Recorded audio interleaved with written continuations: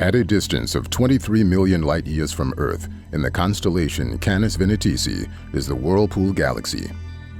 The Whirlpool Galaxy was first discovered in 1773 by Charles Messier, who was charting the skies looking for objects that might be confused with comets. The Whirlpool and its companion, M51b, have already passed by or through each other once as they dance through a cosmic merger. The smaller galaxy has been severely disrupted by the encounter, and the Whirlpool's spiral arms are distorted. The Whirlpool, like many other galaxies, has a supermassive black hole at its heart, surrounded by rings of dust. The core of the galaxy is quite active, making the Whirlpool what astronomers call a Seyfert galaxy. The Whirlpool's companion, called M51b, is a dwarf galaxy. A bridge of gas and dust tie the two galaxies together as they merge. All right, well, hello. Well, let's see. As you very well know, my quest tonight is to photograph M51, the Whirlpool Galaxy. And as you can see, I have everything set up here. I'm using the Celestron 8 SE, and everything is set up and ready to go. I'm just waiting for it to get dark enough so I can polar align.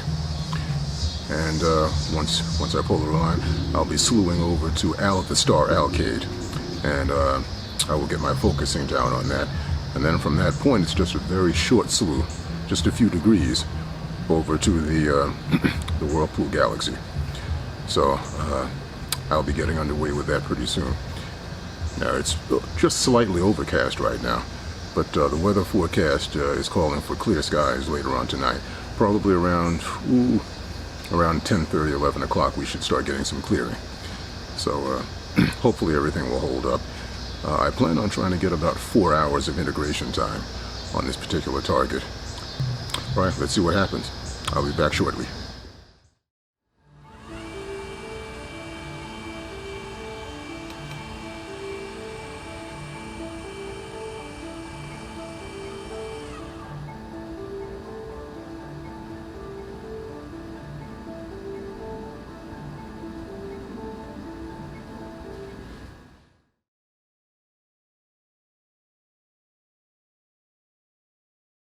Go to ++ finished. Okay. As you can see, I've already slewed over to the star that I plan on focusing on, which is Alcade. And everything looks good here. As you can see, I've used the plate solving feature, point craft that's in Astrophotography tool. All right, everything is centered, and now I'm going to put the Batinov mask on and refine my focusing. And then after that, I'll be slewing over to my target, the Whirlpool Galaxy. Okay, all right. I have the Batinov mask on, and based on the diffraction spikes, the focusing is looking really good right now. The center spike is dead center, pretty much where it should be, so that should give me a very good focusing. Okay, now I think I'm ready to head over to the Whirlpool Galaxy and start imaging. Exposure started. All right. As you can see, I've already started the image. I did one test exposure, as you can see on screen, prior to the actual imaging. And this test exposure looks very promising, looks very good, I think, right now. You can clearly see the Whirlpool Galaxy, and you can clearly see its neighboring galaxy, M51b. And as I mentioned earlier, on this particular imaging session, I'm hoping to get, roughly 4 hours of exposure time. Hopefully everything will pan out, and I'm able to get that much exposure time. Okay, I actually have the imaging plan set up for about 93-minute exposures. Now, that's going to give me more than 4 hours. I'm pretty sure I'm not going to get that. But if I can get anywhere between 3.5 and 4 hours, I should be relatively happy with that. But I'm hoping for 4. See, the area that I live in is a pretty light-polluted area.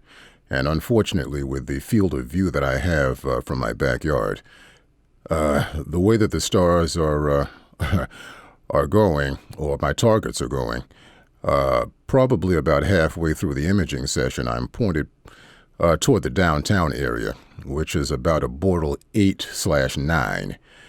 And initially, I thought that would cause a significant problem in the exposures, but I'm using the ZWO ASI 533 MC Pro, and this particular camera handles the light pollution extremely well. I'm very impressed with it, and once I processed many of the images, I was really amazed at how the camera handled it. So right now, I really don't have any reservations about how things are going to turn out. All right, I think I'm going to head over to PhD 2 right now and check on the guiding and see how that's going. All right, I'm now in PhD 2. And right now, the guiding was a little bit rocky. The signal-to-noise ratio isn't the greatest tonight, probably because of the seeing. But with this particular scope, the Celestron 8 SE, if I can get things down to around maybe 1.1 or 1.2, 1.3 even, things generally tend to work out pretty well. It appears to be settling down a bit now. I'm about at 1.2 right now, so I think everything's going to be okay. All right, the imaging plan appears to be going according to schedule. There haven't been any glitches so far, no software glitches, no problems whatsoever. So I'm looking forward to a very good night of imaging. Well, I just want to thank everyone for tuning into my channel, and hopefully you'll enjoy the finished edited image that's coming up shortly. So, as always, until next time. Exposure finished.